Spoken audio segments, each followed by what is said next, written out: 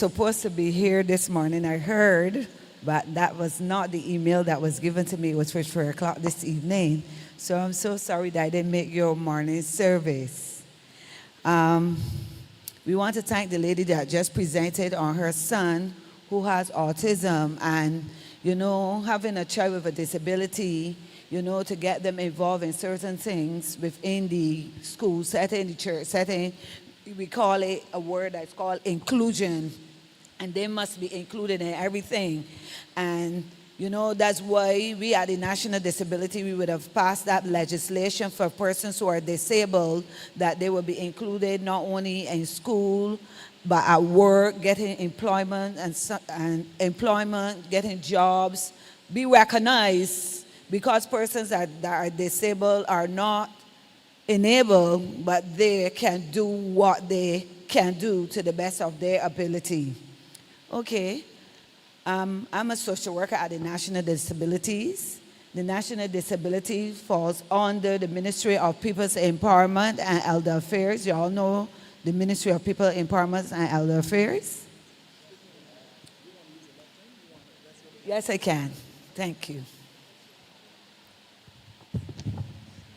Okay. Let me give you a little trivia. I don't want to make this thing too stiff. It's all about inclusion for you guys this evening. We have a little question and answer. Any issues or any problems or any thoughts that may be bothering you regarding disabilities or how to access the service, if you're not clear, you can ask me and I'll see how best I can help you this evening. So I'm going to do a little icebreaker. And my icebreaker is, do y'all know where the National Disabilities Unit is located? Are y'all Barbadians? Yes, someone says it's in Colomaroc. Yes, where in Colomaroc is it? You're getting close. Someone say Maxwellton. Yes, that's the location of the National Disabilities Unit. I don't know if you all know where the old personnel administration building was years ago. And it's right opposite what was the convent school on the other side of the street. There's a building with a big sign and a playground up front, and that's the National Disabilities Unit. Okay? All right. The National Disabilities Unit was conceptualized by the government of Barbados through the Ministry of Labor, Community Development and Sports in 1995, and the idea was formally pursued during 1996. Now the National Disabilities Unit is not under Community or the Ministry of Labor anymore. As I told you before, it's under the Ministry of People's Empowerment. And very soon, the National Disabilities Unit, come next month, will be merging with the National Assistance Board, Child Care Board, and the Welfare Department. And these 4 departments will be going together under an amalgamated entity that is called Social Empowerment Agency. So some of you may be some of the first to hear our new name, which is Social Empowerment Agency, or what you would say, SEA. So that's the acronym now for the new agency that will be under the amalgamation. The agencies are just merging, and that will be under a board, but the ministry still stays within the general service or the public service. Okay?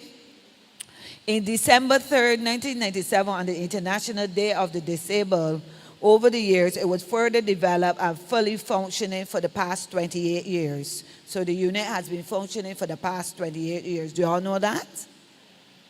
Okay, but you see, that's what, when I joined the unit and I realized not many people know where the unit is, and what I found, people only know about the unit when they wanted to access the service for themselves or someone that was disabled.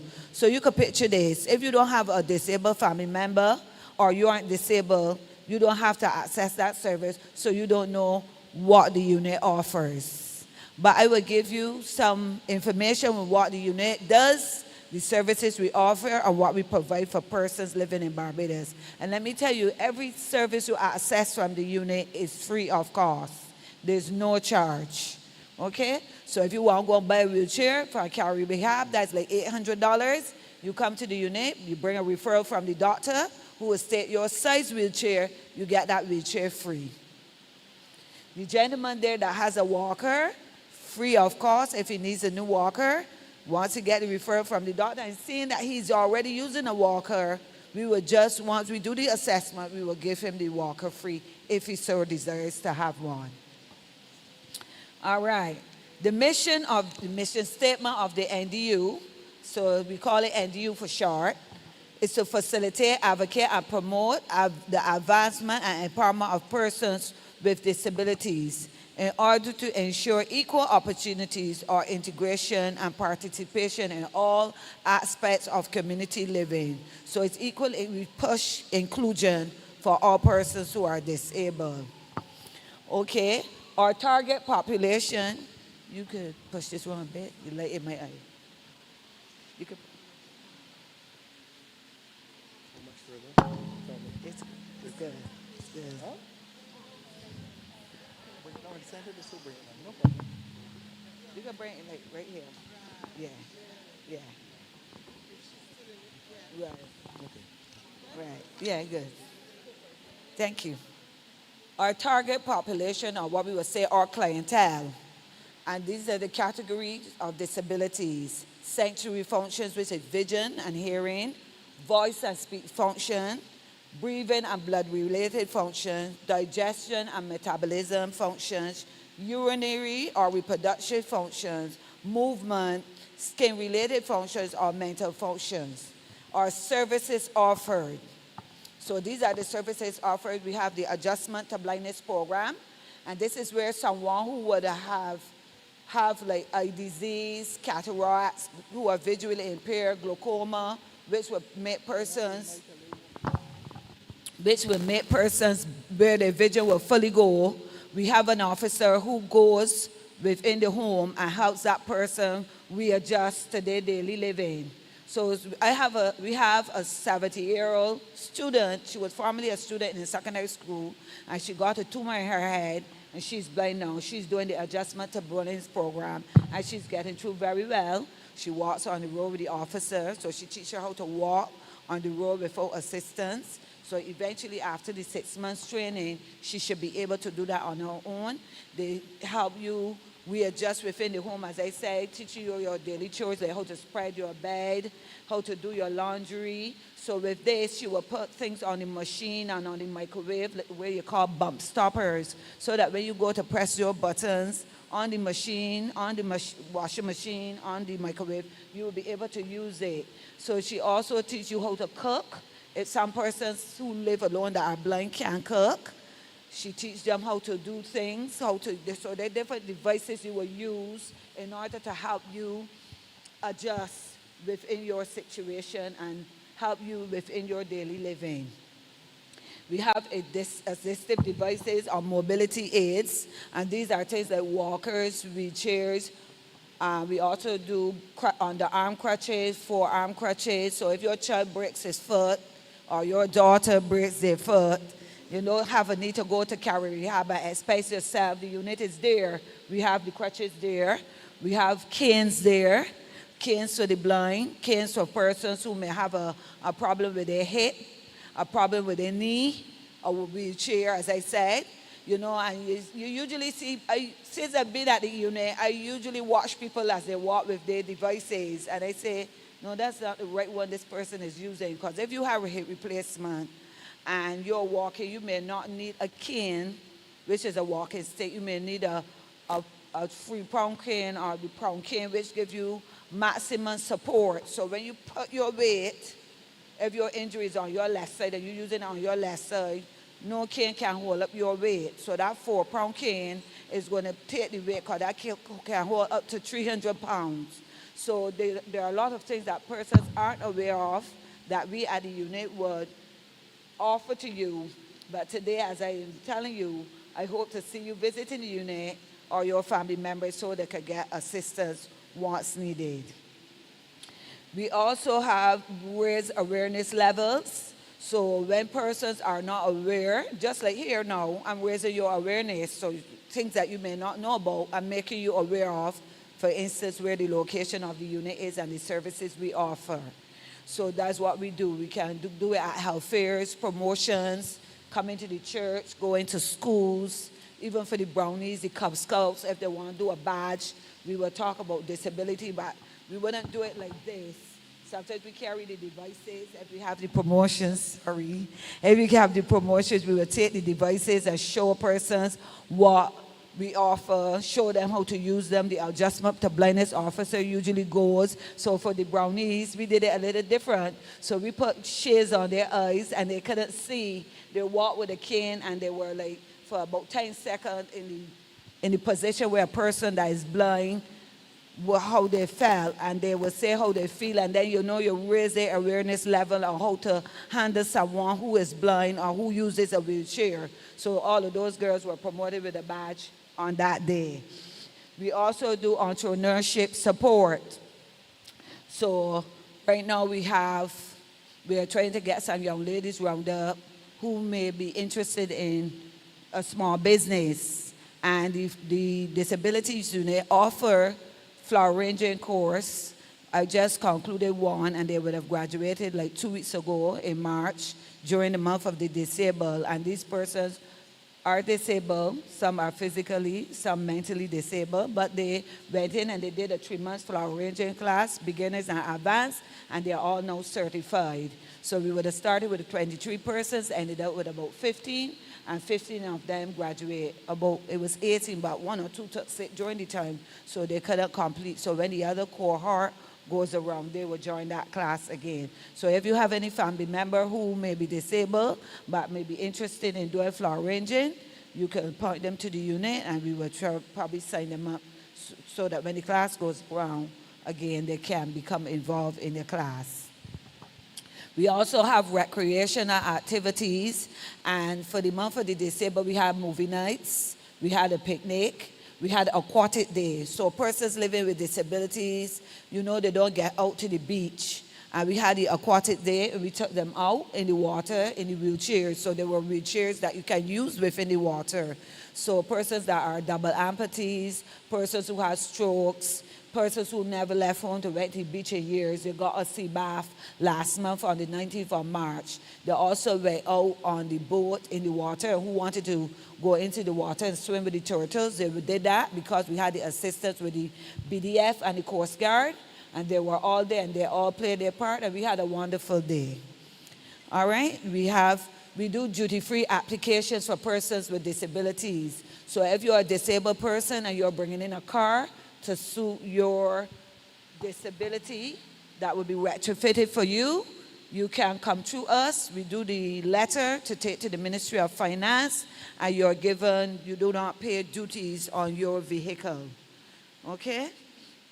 We have a summer camp program, and that runs every summer for 5 weeks, 5 to 6 weeks, through the Ministry of Youth.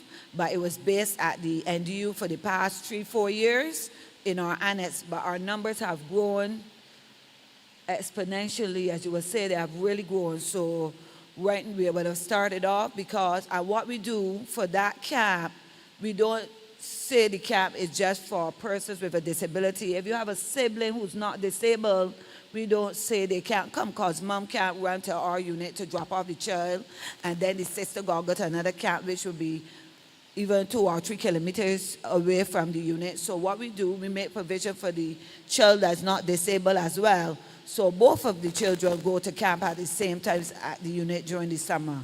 This year, the camp may not be at the unit. It may be at Erdison Special School, which is in, y'all know where Erdison Special School is, and the principal of that school, she's the coordinator of the camp. I assist with planning and doing anything behind the scene, but the principal for Erdison, she's the one that coordinates the camp and runs the camp for the 5 to 6 weeks.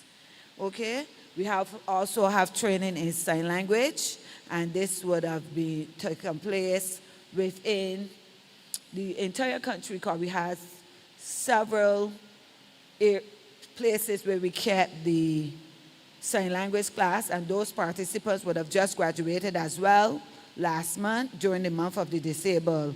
And we keep the sign language class. It's usually 2 days a week, and beginners, and then you can go on to the advanced aspect of it. We had it like last time, Alexandra School, Springer School, Irving Wilson School, National Disabilities Unit Foundation School, the Ministry of People, the Barak Building, Warren's Office Complex on the first floor. So we had several locations for the sign language class, and those classes were very successful. Transportation.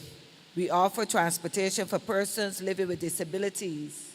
I know you may have seen vehicles traveling through out Barbados, those yellow and blue vans. Those are our vehicles, and they are in demand because persons to call Bless Rentals or another person with a wheelchair, that is usually, I'm going to do the question and answer. Once I finish, I'm going to open the floor to you. Bless Rentals and those other places may be an expense because persons having to go to dialysis twice a week, dressings 3 times a week. The unit offer transportation. What you usually do is call, make the request, we get back to you. Right now the transportation is in demand, so if you call, you may not get on right away, but we usually make provision for persons. If it's emergency, we try to see how we can assist you in that area. We also do handrails and ramp building. So we do that onto your home. The home must be owned by you.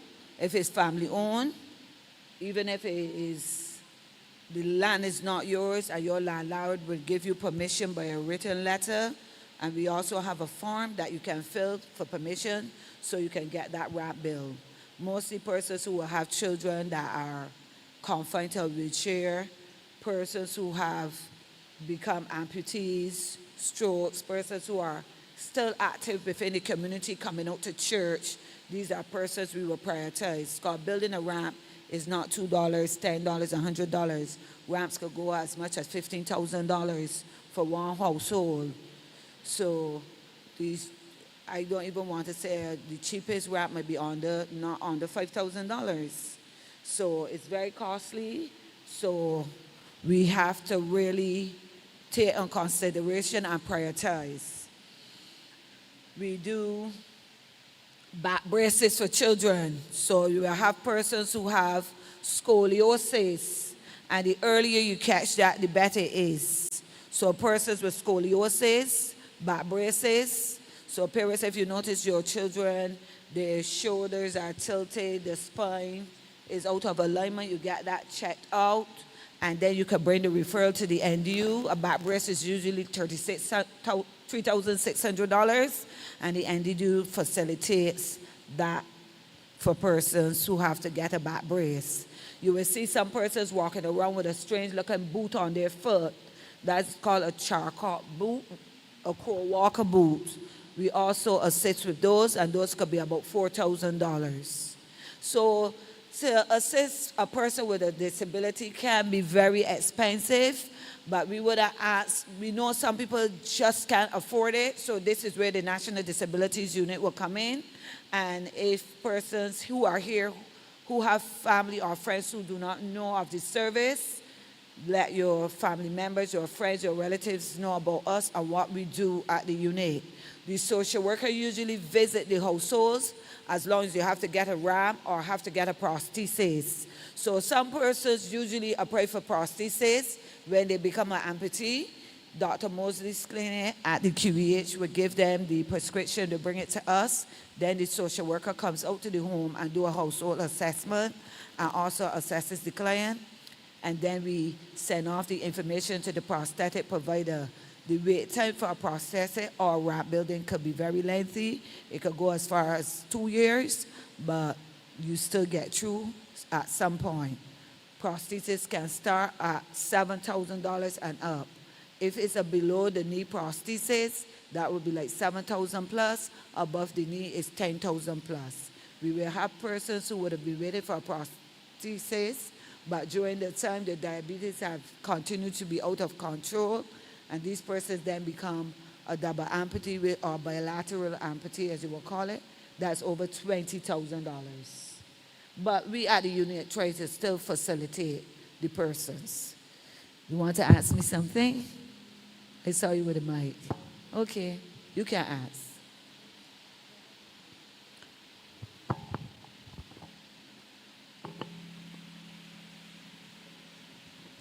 Good evening and welcome again. Yes. My question is,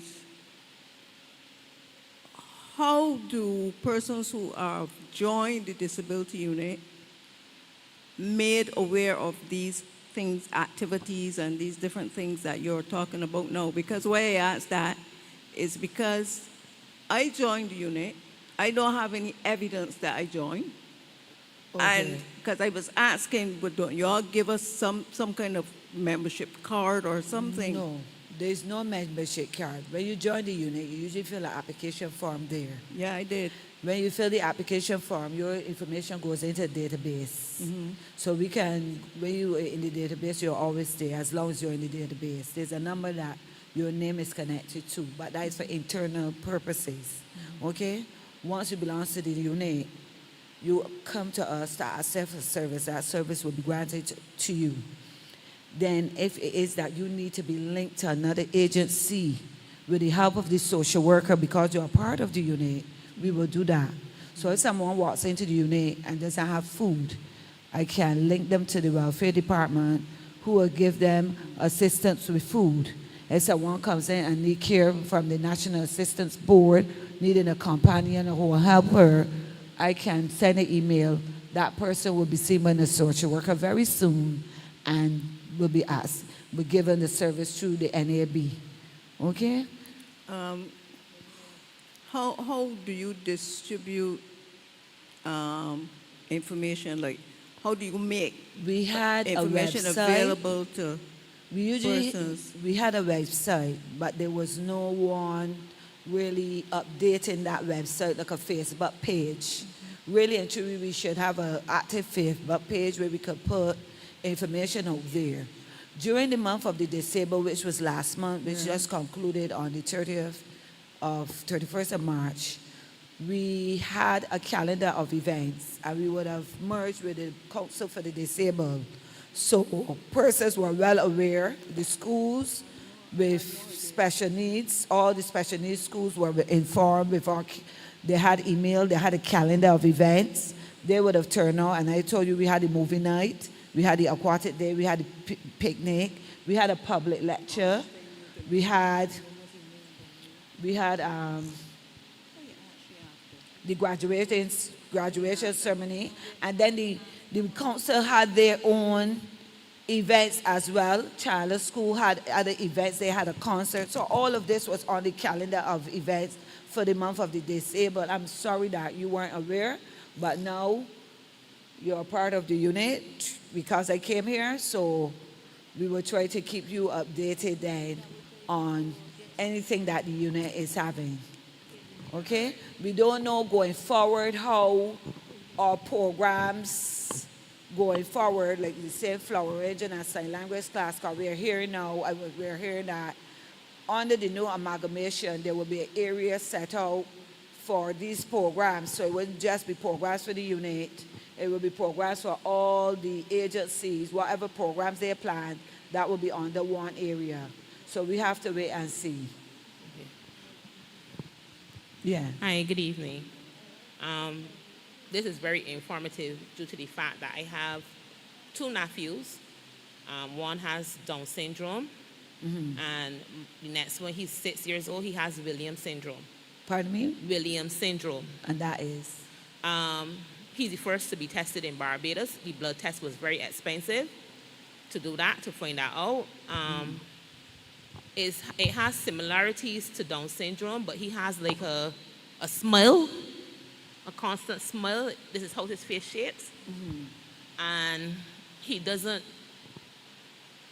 can't tell, like, how children have the ability to sense danger.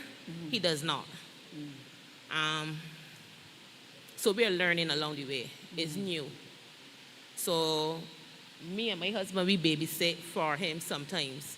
Okay. So it's a learning process. So I went to one of his appointments at the CDC, and it was eye-opening because I didn't even know they had so many children with so many challenges.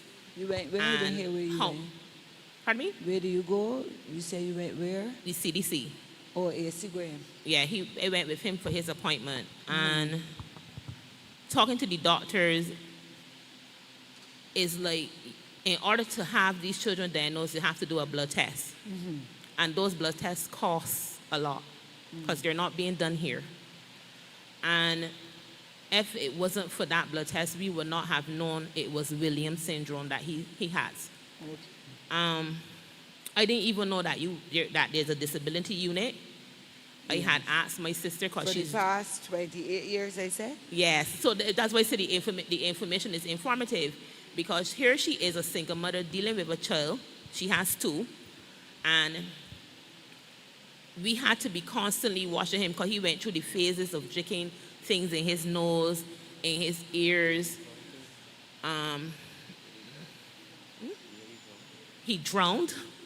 That was a sad situation because they didn't even miss him out the room. But God, he's alive. God was there with him, and he gets seizures. I didn't even know we had him on late time. We just saw him on the bed stiffen out. And my husband was like, "What's going on with this little boy?" I was like, "I don't know." So I feel that the information needs to go a little bit more. As you said, you need to get the Facebook page updated. I believe the CDC needs to do more as well too, because, and our government, the churches probably could step in. The whole community needs to step in to help these individuals. Okay. I didn't know that you all have transportation. I have friends, and I see them putting their children on buses on the morning, and they told me they have to pay for this bus. And I was like, why are you paying all this amount of money to get your child to school? I didn't know that y'all provide transportation. Not for school. They call a ride through transport board. Oh, okay. Transport board, you will see transport board sometimes picking up children from their home very early. And that's usually for persons who are disabled. That's called call a ride. Call, right, okay. Yes. So once your child is able to sit in the bus and on his own to get to school, so I'm not sure if a parent will go with them, but that service is there for persons that are disabled. Okay. And that's free? Yeah, transport Okay. is free. In your nephew's case, what you should do, you ever think about going to Sandy Lane Charitable Trust? Because Sandy Lane handles children. Once there's any medical reason, you have the referral letter, they can assist the child. They usually assist the child. Okay, that's something So we'll if have you to can ask get Mrs. the letter from the doctor with the diagnosis, and you got an invoice from the doctor, like if it's a test that you all are able to afford, you go to the Sandy Lane Charitable, and remember, they cater to children up to the age of 18. And in his case, since that is a rare medical condition, I don't feel that they would turn him down. You could take the lady's name, her name is Nikki Grant. So you can call Nikki Grant. You could ask me after, and I can always give you her information. Okay, no All problem. right?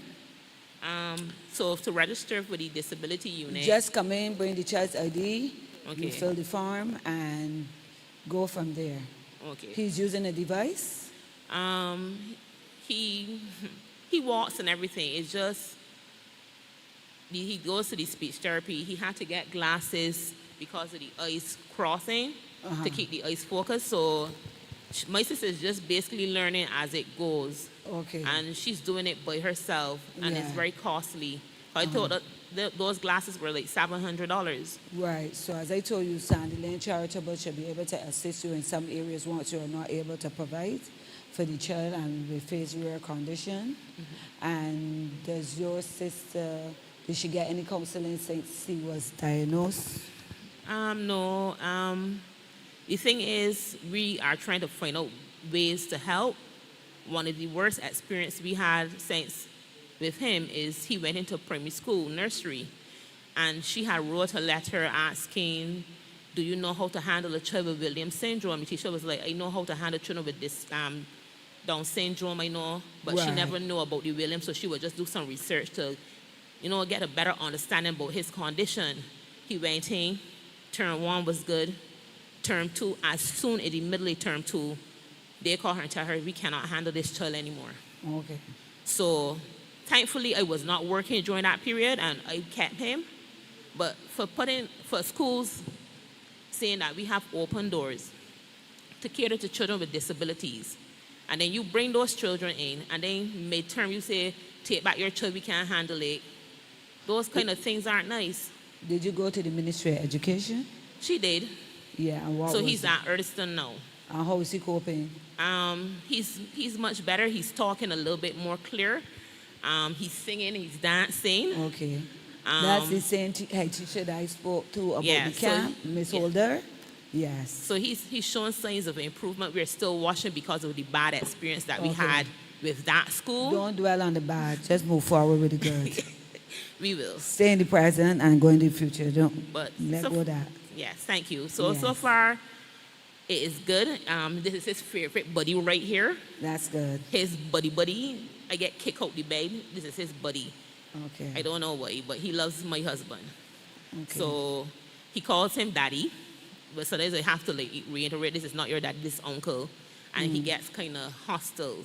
So I just Okay. leave him now and let him just call him daddy. Okay. It's just getting to know what the noise is.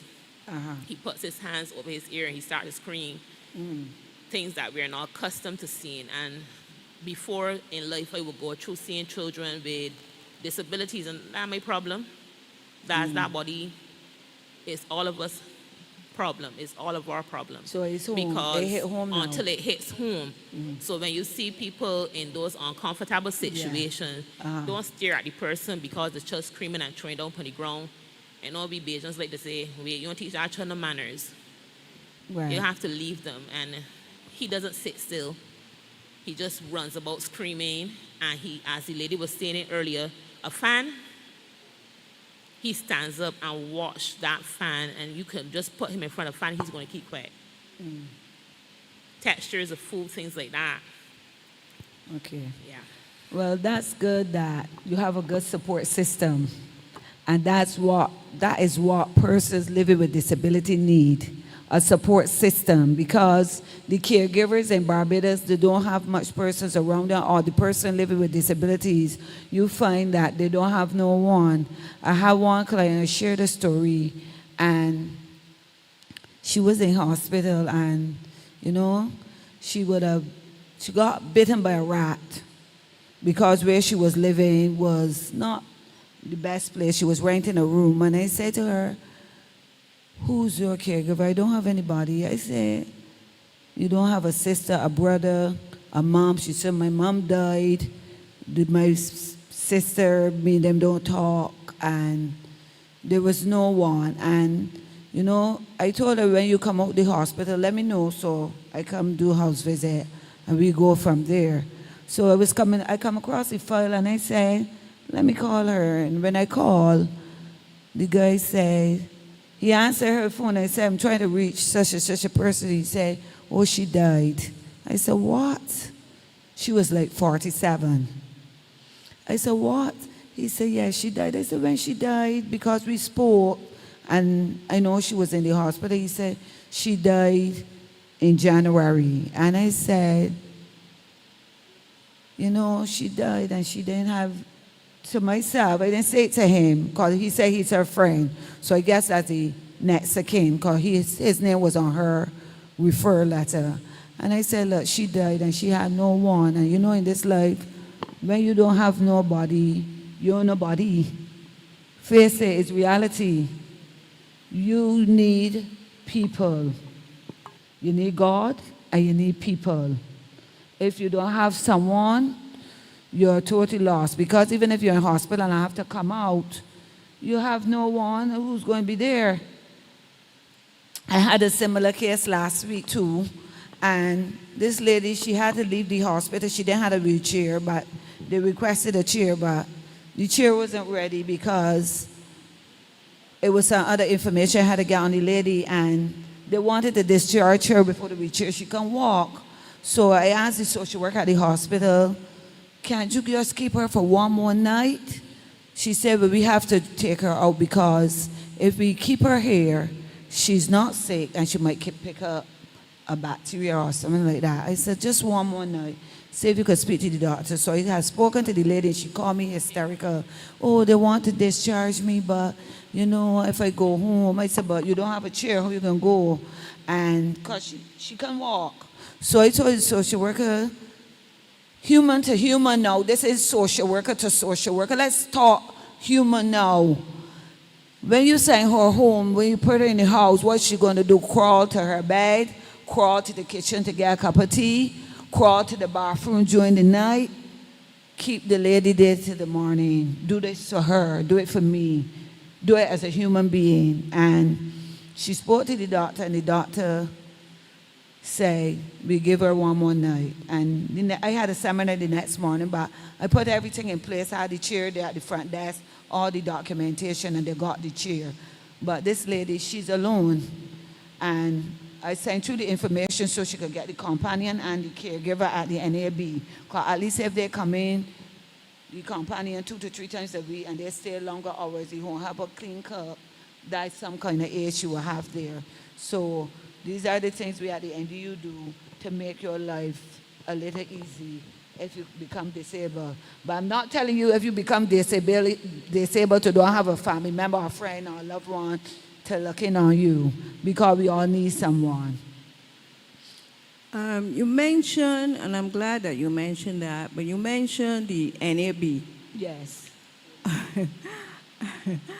I smile because some time ago I was in a situation where I was in pain 24/7. I could hardly do anything for myself, so people used to come in. I had 2 very good friends, used to come in and clean and comb my hair and bring food and all that for me. I applied to NAB for assistance. The social workers, 2 of them came and interviewed The me. social worker comes and do the initial assessment. Okay. They came and they interviewed me. And subsequent to that, I received correspondence saying to me I don't qualify for assistance. Are you living alone? Yes. You still living alone? Yes. Okay. Do you still require this service? Definitely. Okay. I'll take your information after. All right. Thank you. Okay. All right. I'll try to wrap up now. I wish I could have discussed more, but you know, the time is at hand. And you all had a long day anyhow. Okay, let me tell you some of the other devices we offer. In the bathroom, if you become disabled, we give you shower chairs, grab bars. So some people are not able to stand after they had a surgery, after they had a stroke, may become an amputee, you may need a shower chair. I go to some person's houses and they're sitting in an old chair that would be for outside the house, and those plastic chairs are not stable. So we don't want you to become disabled and still injure yourself upon your disability. So shower chairs are there, grab bars are there. You use the grab bars, you put one by the toilet, you put one going into the shower. You can also give another one to put on the wall to enter into the shower. And at commodes, some people are not able to use the bathroom at night after a surgery. If they had a stroke, we give commodes as well. All of these devices we give. We also do the walkers, as I told you, the canes, the crutches, the prosthesis, the wheelchairs. So these are the different devices we offer at the unit. Any other questions? Pardon? I was told I had to come back because the general congregation was supposed to hear me, but if I present then, it may be in a more formal setting with the church with a projector, you know. But still we have the questions and answers, and if you want to ask me any questions behind the scene, I'm always available. Is that Miss Bayer? Where's your husband? Oh, He's teaching Oh, okay. Pathfinders. I just want to find out if they all do just the small equipments, or you all do something like beds and like the one that can raise and fall. a hospital bed? Yes, please. Yes, we do the hospital bed, but that is a loan agreement. Most of our devices like wheelchairs, The wheelchairs, the walkers, those are loans. We usually say loans, but by the time somebody's done with that chair, you can't use it again. But we say it's a loan because some people get a chair and then within a few months their family member had died.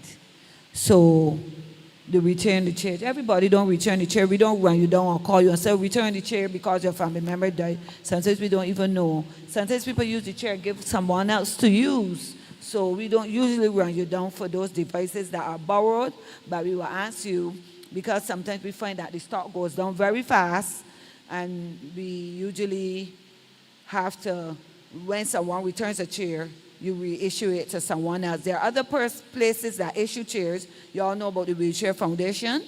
That's in St. George, close to the Lion at Gun Hill. So you just look for the Wheelchair Foundation in the book. I have the number for the foundation, and that's a charity, and they give you chairs. Yes. Then the Council for the Disabled gives you chairs. The Catholic Church gives you chairs, and the Mormon Church gives chairs. So those are different places you can access a chair if we don't have any in stock. So the hospital bed loan, what we usually do is visit the household before we give you the bed because we have to see if the bed can fit in your house.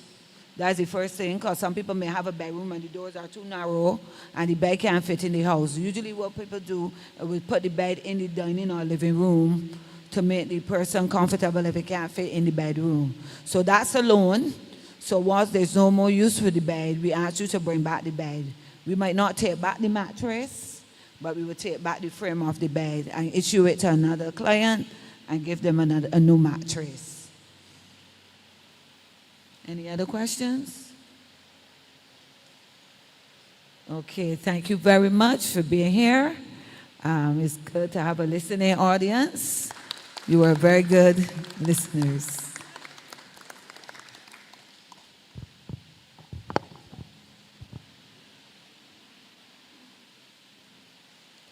We want to thank Sister Watson for that informative information. And we all know that you'll be back soon. Now we will have our director, Pastor Haynes. Thank you so much, Carter. Good afternoon, everybody. Sister Archer, I saw you this morning, right? And Brother Archer, well done for being vulnerable, and everybody's not as open as that. Thank you so much. And also to Madam Watson, you will hear from us again. I'll give you more time. And thank you I went to your picnic. You invited me to your lecture, all that kind of stuff. So thank you, because we have a working relationship. And thanks. You were here. You would definitely hear more from me. And Madam Walker, you were here this morning. And thank you again for what you have done for us in our ministry, what you continue to do. So what we're doing here this afternoon is simply we want to get the church. And Carter, this is not just a department. I want you to see this is not a department church. This is a disposition. So if people who are with disabilities can't feel safe at church, where can they feel safe? You know what I mean? If the church is not accommodating, where else? So all the old talking that we have and so on, all the glamour talking and the God talking and stuff, it has to be seen in not simply just a department, So Carter, what I'm saying is, and I've invited you, you're a new one to our Possibility Ministries, and you realize too it is, and I keep telling them, don't think department, all right? Because department, then we come and we realize that, this department thing, how departments work? How they work? How they work? Yeah. So I want it to be a disposition where a church has to be. All right. And I got this one from one of the ministers. I was listening to Parliament, and a minister said that you have to stick the landing. You have to stick the landing. And what I got from her is not just promise, but you got to make it happen. Right? So Carter, we got to stick the landing. And for what we do here in a wider capacity as Possibility Ministries, what we do is, I call it SAFE. Right? The S stands for stigma confronted. and stigma canceled. We got to confront stigma and cancel stigma. You get me? So it can be, and listen to you, when it comes home to you, when it comes home to you. So a church cannot have this stigma and no. So for Possibility Ministries, it is stigma confronted and stigma canceled. Then the A is for accessibility. And what we're doing here, everybody, is, and I will tell you this, Carter, because we voted this last week, in that all the churches in Barbados and Dominica, we will get a report. I know this is Oberry. This may not be yours, or whatever. But what happens is that you would give a report of person with disabilities at your church, but also to how accessible the church is. What we want to do is we're not promising to build ramps. You hear how expensive a ramp is? So I ain't coming here to tell you that we can build. We just want to know where you are. Here's the deal. I sat last week with the social disaster committee in Barbados. And what we want to do is to be able to tell the social network, even the disaster network, if our churches are, compliant. Should we have a disaster, can some of them come to Oberry? You get me, everybody? So by the ending of May, we have that full report on if our churches are accessible. And not accessible too, but also full accessibility. Full accessibility is this. I found some churches, we have persons with wheelchair can come in, but they can't go on the podium. You get that? You see it? Yeah. So that is not full accessible. Some churches you can come in, there's a ramp, but they can't use the bathrooms. Yes? So that's what we're looking at. Some maybe we're looking at full and partial and whatever. But our deeper point is accessibility speaks to the deeper point is where of belonging.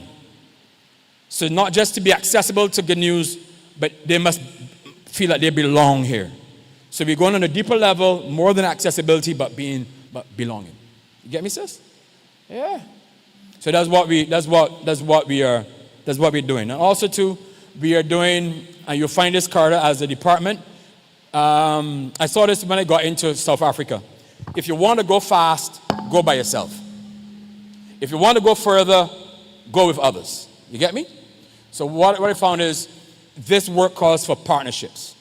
In life, you have big ships, small ships, medium-sized ships, but some of the best ships are partnerships. You hear me? So you gotta have partnerships. And that is, bring along everybody. You know what I mean? So this is, as I tell you, this is not departmental thinking. This is, your discipline. So that's what we want to do, and we have formed lots of partnerships, and as disability unit with all of them. As a matter of fact, we had a possibility day today at the conference center for the Church of the Deaf and Hard of Hearing. We have many entities who came, a lot of them, So it's not, you just can't do it by yourself, right? So don't think just that you're this Lone Ranger and you're this Maverick and you're this Marvel. Nah. You go further when you take others along, right? And the work is bigger. Yes, bigger. And also what we found in terms of making it safe, stigma, confront the stigma, cancel, accessibility, and then faith delivers. You may not have a lot of things, and don't tell me about money. You know what I mean? Let me tell you this. Our churches are here. Last year we announced, coming out of a meeting with the National Disability Unit, a meeting with the minister and all the stakeholders, I found, I was told that 90% of the persons are unemployed. You hear me?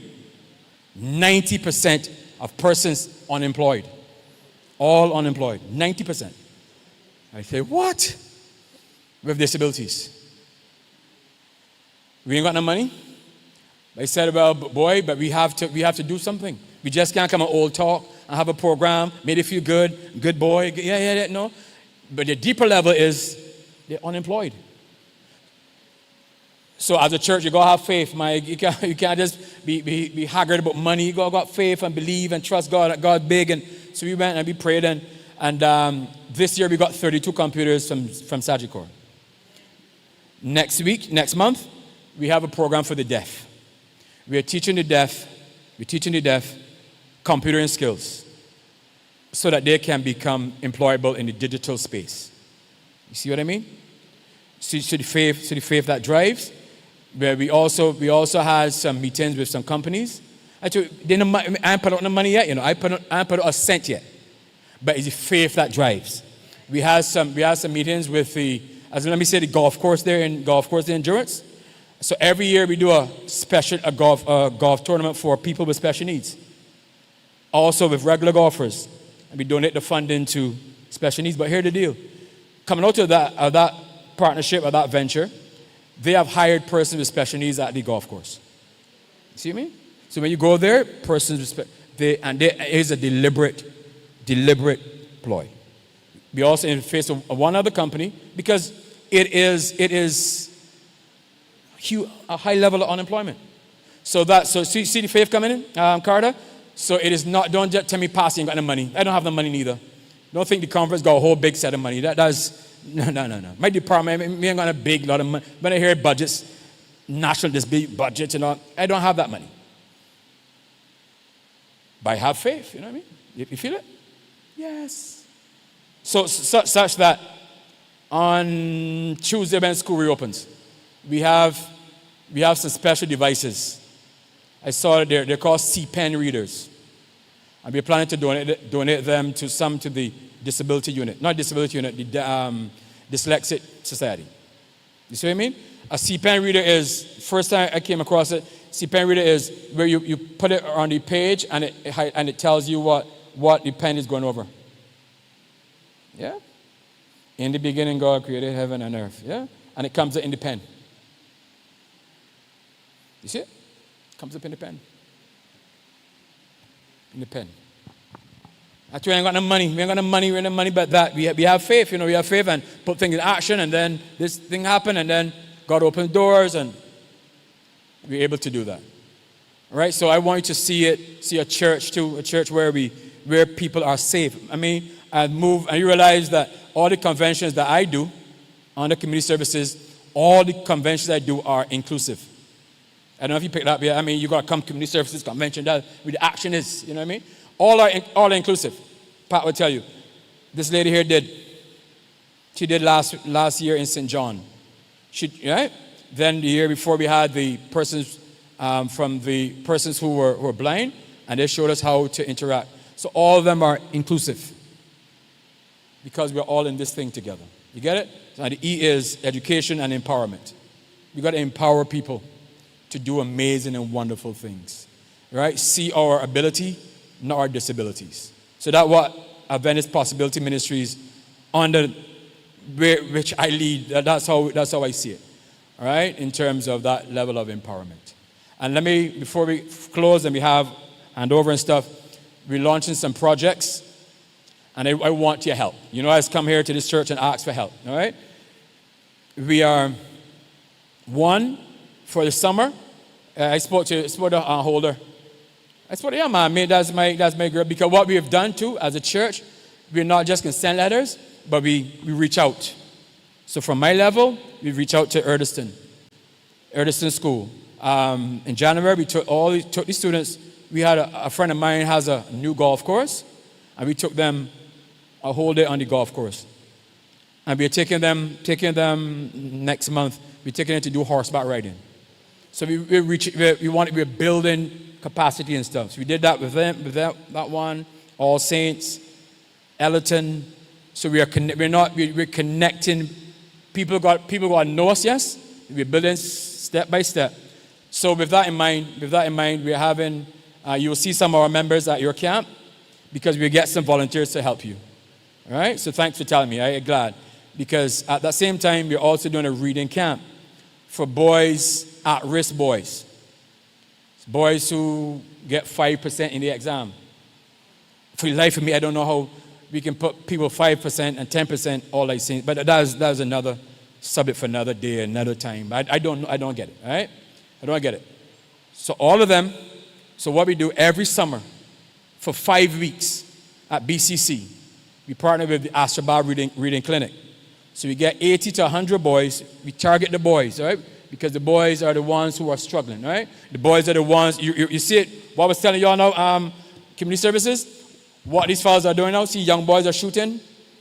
It's not just like that, they're targeting them. Yeah, you see it? It's a target, they target them. It's planned, it's strategic. You know what I mean, Walker? Yes. So what we're doing is, we have 80 to 100 of those boys for 5 weeks. We have 10 reading specialists. And then our community services volunteers will come in to help.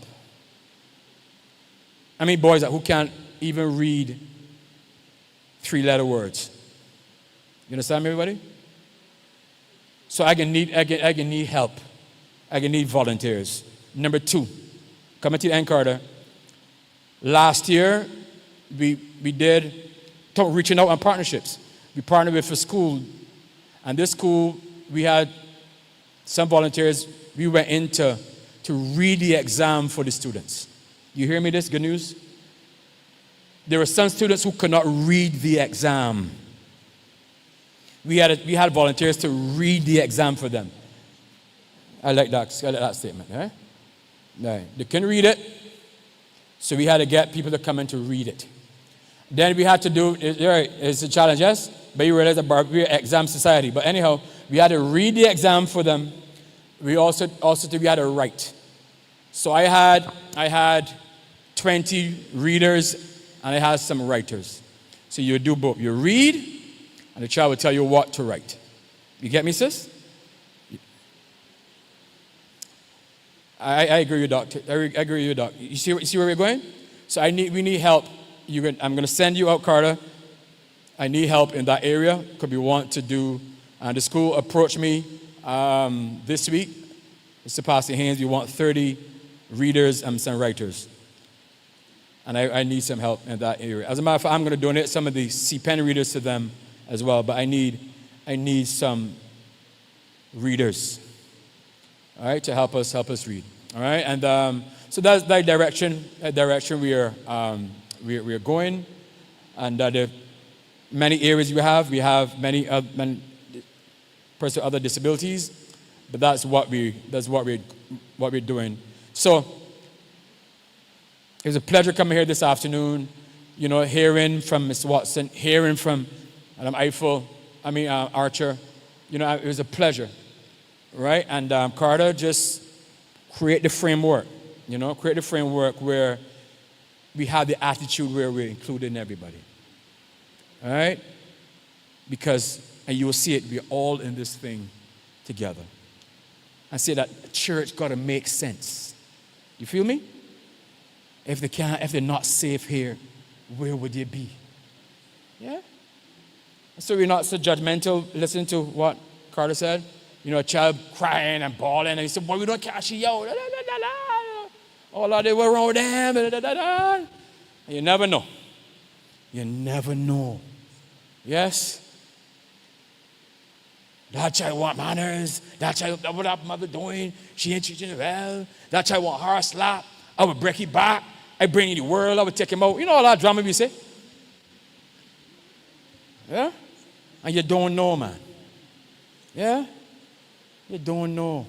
Like this, I came across this experience while I was doing a seminar with the Telos Institute as a close for emotional intelligence.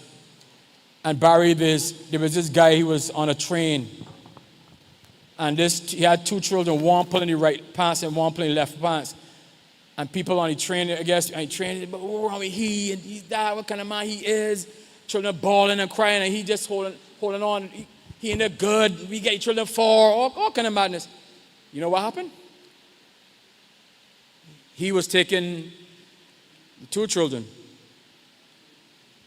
to where their mom, his wife, has just been killed. Do you see the difference? You see picture look different now? Children bawling, he out of it, and people cussing off him. He ain't good, he this. And when the bhaji boiled down, when the rice and peas boiled down, when the cocoa was still creamy, they found out he was actually attending the crime scene of his wife, their mom, who was killed. You see how picture changes now, everybody? That's what it is. That's what we're here for. Venice Possibility Ministries, to show the different possibilities, and to also to bring everybody on board. There are 35 miracles I think John was talking about, and 27 of those miracles were people with disabilities. Is it 27 out of 35? So that's why we're here. Carter, you have my support. Yeah? You have my support, and I will push you. Yeah, I will push you. That's the only way I know. I will push you, but let you do your stuff. And those in community service will tell them, I operate with DSM, doing something meaningful. I don't tell you what to do. You big, you grown, you articulate. I don't tell you what to do. So don't expect me to tell you what to do. All I'm expecting you to do something meaningful. Don't talk something meaningful. Do something meaningful. You feel me? That's what we're about. All right, so we have some gifts to give away, some tokens to give away. So, Madam Carter, you can come at this time. So remind them, please. I need the help. I know you might help here, you're my helper. First one. Want me to just sure. Call them out. So we just have a small token of appreciation to Sister Watson and Archer. So can you please come? Give them a nice round of applause, everybody. Madam Watson, thank you. You can hear from me when we say amen. I will come and talk to you. Say amen, yes. Archer, I saw you this morning. God bless you, dearie. Take care. Thank you for coming, and we do hope to see you soon once again. We will now have a sound service, and then our closing prayer will be by Pastor Haynes. So stand, everybody, please.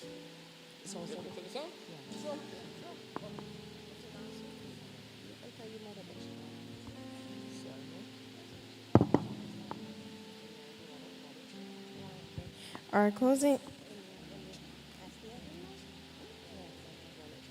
closing hymn is number 183. I will sing of Jesus' love. I will sing of Jesus' love, sing of him who first loved me, for he left bright worlds above and died on Calvary. I will sing of Jesus' love, endless praise my heart shall give. He has died that I might live. I will sing his love to me. Oh, the depths of love divine, earth or heaven can never know how that sin as dark as mine can be made as white as snow. I will sing of Jesus' love, endless praise my heart shall give. He has died that I might live. I will sing his love to me. Nothing good for him I've done. How could he such love bestow? Lord, I own my heart is one. Help me now my love to show. I will sing of Jesus' love, endless praise my heart shall give. He has died that I might live. I will sing his love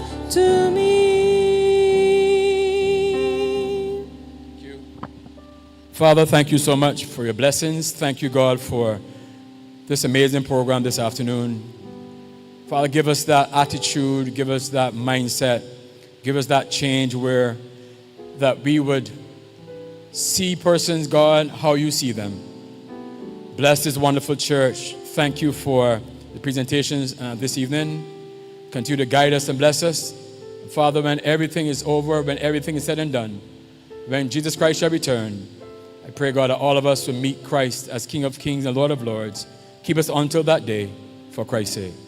Amen. Have a good one, everybody.